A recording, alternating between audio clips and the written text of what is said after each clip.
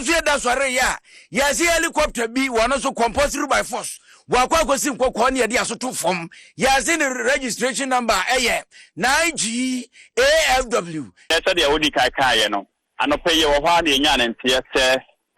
chopper bi adi mirika abɛsi na ɛno ɛka kuma bi na nkɛno so kodi ewu ɛkyerɛ sɛ New Generation College ɛyɛ school bi a ɛwɔ Ampekurum na wɔn trɔ SSCE bi enti na kyerɛ sɛ wɔn bu dan mu na wɔn hu ya sɛ helicopter nam dan ne so na ɛkɔ na ɛba na de kɔ na ɛba na nyame mu kyɛnka bɔ dan ne mu dan ne nka de bɛba nyɛ enti etimi kɔ n'anim kakra ɛna ɔkɔ lande yɛ enti na ɔsɛ ɔba no na wɔn hu n'anim ewie mu ayɛ kabisi di ama no enti de obetumi aya na sɛ ɔpɛ baabi na osi.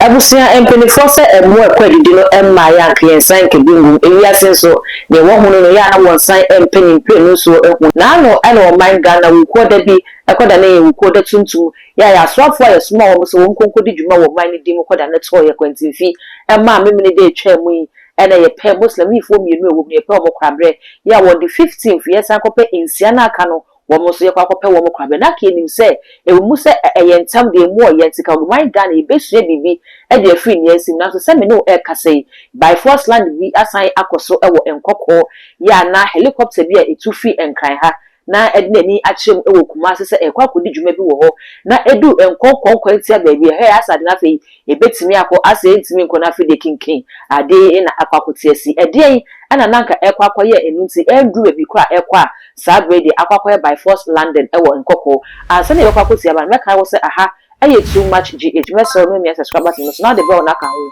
se na be na upload to ma one first person ya won sa ebedi kan akabi abusua ma yenkonkotie dwuma so no ko anaka helicopter no ekwakodi ene de nti e wantimi ankodura etisifo ya cha sede ya yase ya hunu ni mpre no so na dua na sede wuo ente kuma nko wantena se ntonko na so ene wo mangama sesei ya akoye safini o se ya akoye sede o se wiemu chan ya se by force land ya na akonya nkwanhia baka ya ba akoye atu ya kura ya prekuro ya nyamiemie ye afeni aye mu vegre ni mu candlelight ewi a emu mienu ya pro mo kurabre o mo maka no ya ba be pro mo kurabre ene so ye da sore ya yase helicopter bi wono so compulsory by force wakwa kosi nkɔkɔ ne yɛde asoto fam yɛse ne registration number ɛyɛ 9GAFW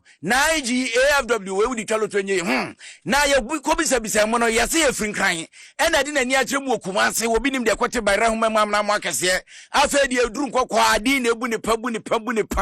ɛne sɛ panyifo ma adwene ho nom sɛ aha ade de baabi aduru no aboa no nyam no nka wo aboa mfe ne se nkyerɛw wo ɛsɛ de na ano ɛyi ne si kɔyɛ ya wo ahwe ya na akɔyɛ yi na ya yi ntine nyom so ba ya yi ene se compulsory masie no etu ba Facebook YouTube ne TikTok wa helicopter ekuya besi o se helicopter eti helicopter no eno na wo ho no bru ekuya te se ba ko na na na okosi no ho aho ne bi we ase kokoben de no sa wo hwa we ya se fita ene soro na nipa no omapu akogu ho no kohwe de wo ko helicopter hwe nipa bebrebe akogu Nkwakaw dise dwam na kire mu ba bi ekosi dwam na be kire mu na esa ade no kure si ho no wonse ne fine ataban no gusu twa ne ho a ensimwie ye ene domopu akogu ho no mo de ene da ho asem etu ba Facebook a eno ene wo ho no na womanfo ni bi a woni kotu ewisi a wo hwene santamu wo hunu ye de akoso ne ado kase botwetwe ha aba really be ni ni satifom ne mu no ada say by force landing they are 40 bi no person ide ejanti ne e free am to my baby one cafe ma be party was school New Generation school bi o I for ma do ya food na ma be party we di awurade na di ehu afofie o twedi ampon ye de wasene enkokwasi dwam na nkyɛn ye ne ntwetwe nkomakwazi e obidumbe anwane ho o nyame adom ahoden wo ba we di atadwi fo wa ya te de ankwa te saba ku ya brebro besi so mo ekwa wiase ade hye titru ne ani ntwetu anana mo se ne hwe no mo si wiemu hyan no de waso tuturu fom no na de ye fort ana ze de obidumbe me da se na enne se de wodi kai ye no anɔpɛ ye wo hwa de nya ne nteɛ sɛ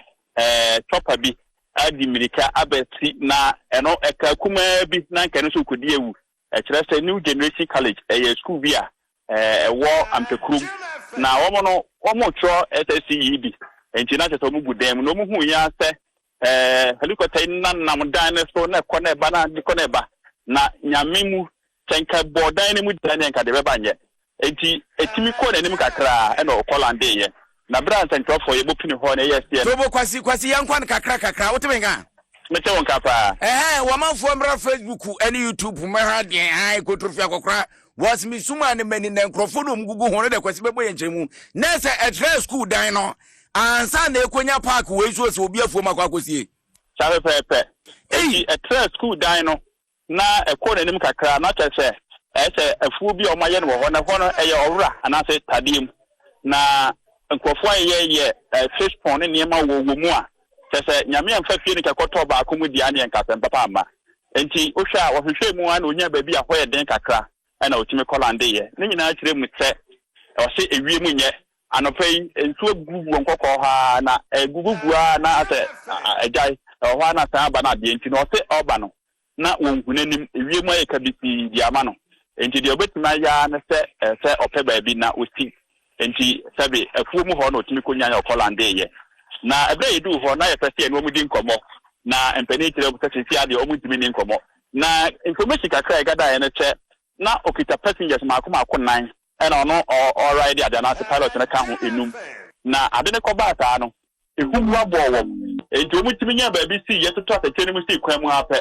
ena omo se ye nante fa fom a ye betimi akɔ ena ye fa wi mu se be kɔ nti se ewie mu emu aye de a ye mpeka ne fa fom nti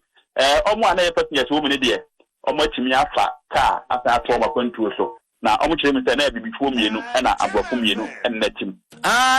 nese eja said no mas go ya no matu omofo ehun aka wo mu ama omo se da bi ye wahunu ni mpe no so ntinisi ya idea se ahunu ya sa na ye nya didi mu a ye be fa fom ne akọ photos no mu za akọ ntimi ka sai ye kodu ye na ja sa abrofo mienu ena bibifuo mienu no de omo timi afa ka omato makwantu so tobo yenhwe baby adi kosi ye video audio be omanfo mbra Facebook ni YouTube mbra meho na so wedi ye kromo ye hu se adan bembe ho school idie na ase urade die ho afofia etra boko edi kosi baby se wo ye kromo ana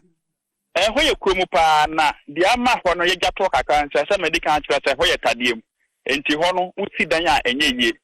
baby eti ye no school ni wo ne sorota ena oba kwan ni mu a ni road ni wa hai ena akọ other side ya ehoye mayanka anasa slaughter house ho na omukun nam na de nyina ena na tika kra ne ampekrom enti senye ntuo na twa ho na hia no a enka ade ti dan nyina wo ho na so hoye tade mu nti na ama na akoye sa eti meka sai de mpanifo timi ahwe ama omotima faka ma no so etimi atu a o san koto na kwantu so woto na kwantu so sa wodi wasoto fam no wo sa bankan ana se woto na kwantu so se kumase na nka woko no ho no woto aso akọ no kre ebe ekodu ho na one aposifo na etwetwe nkomo na ye senkan crop we no bedi nkomo na nso o man sign ana nso ede ne nsa awevu se da bi ntika ye pedidin ana se nyema kakra ba 20 mi anya aposifo na timi ne etwetwe nkomo kire se ba bia na ofini say na se quite minya information na sisi ano de okọ wantimi ankyerɛ yɛn nanso yehu sɛ otuye de nani no ɛsan kyerɛ kumate kwan no so a kroba ya kakra grind there is a move na sɛ wanya ko na yɛhwɛ wamanfo ya wakɔ akɔgyina ho akyɛ sɛ wabɔpu agye twa akɔgyina ba ko bi abrante so mabɔ bi hwɛ ne bo trase pensere wɔm so ade enti no mkɔgyina ho sɛ yɛ ɔmote sɛ alande na emergency landing no na obia nim sɛ bi anade si na na ɔbo ase bi na sɛ be ebesie enti nipa di medika ekwa kopa hwa na tete ye kodu ho nipa na epu ho no enya asem ketewa na de na ye yikura ne se ateche ne ne ma obefam meka se mpaboa na matade mediko nyina atai nanso enkrofo ne namu bi dukwa wo mpaboa a chese otimu se onhwe se teche kura ono anso mu tietie mu akọ ti nipa de nipa bepu ho a na nya asem kuma nanso ne nyina echi no asem bi atimi aba ye da urade ase so ama enfomso